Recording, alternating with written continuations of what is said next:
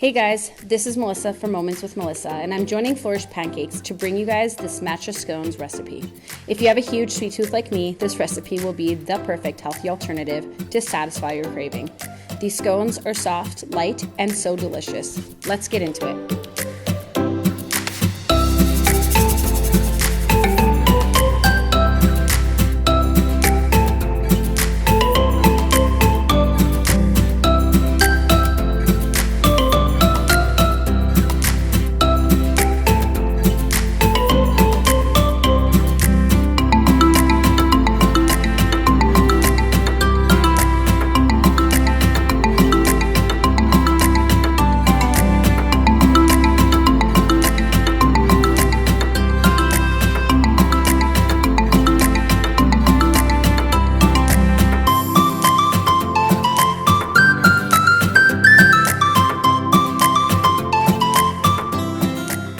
Liked what you saw?